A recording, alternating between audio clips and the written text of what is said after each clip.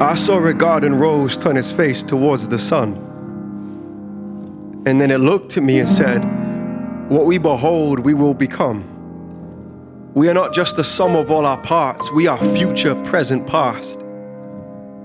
Marked by ancestors and remnants, made of scar tissues and stars dead and buried in the heavens. I saw that self-portrait done by Rembrandt, his face marked by poverty and repentance. I lingered a little longer and then I saw my own reflection. I remembered, we are tethered like flowers towards the sun upon a beauty that's not our own. Every inhale and exhalation, we are stretching towards the light. And now we just take Mona Lisa selfies, eyes empty, composed of anxiety and brushstrokes of envy, desperate to be the next best anything, suppressing any hunger for the heavenly, surviving on a diet of pret-a-manger and jealousy. But I met this monk dressed in robes. He was old and said death is readying. Still he stood composed and he said, son, when addressing me. He had a beard like Aaron, so I asked him for the recipe. He smiled with affection, and then with a voice more breath than anything, he said, son, it has been years since I've seen my reflection. So any compliment for my presentation has less to do with intention and more a desperation to be free from self-obsession. He said, son, we are free when we forget ourselves. And that's the worst way to neglect yourself. Meaning self-care begins with comfort, but it ends with the rejection of any pseudo sense of inner health. He said, son, this is why we live in hell.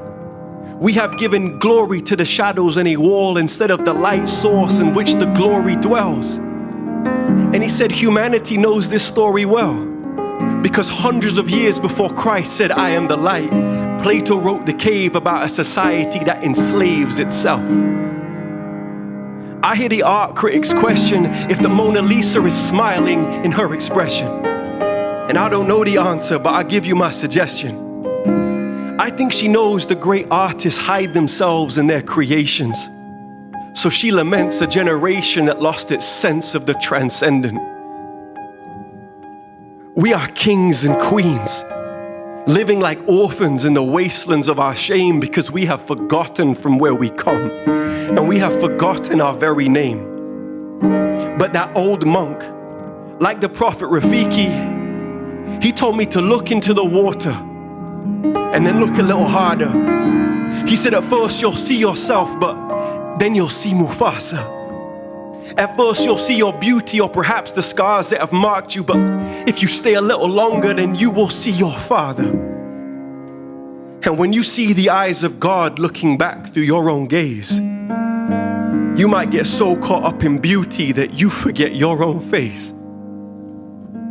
I saw a garden rose turn its face towards the sun. And then it looked at me and said, what we behold, we will become.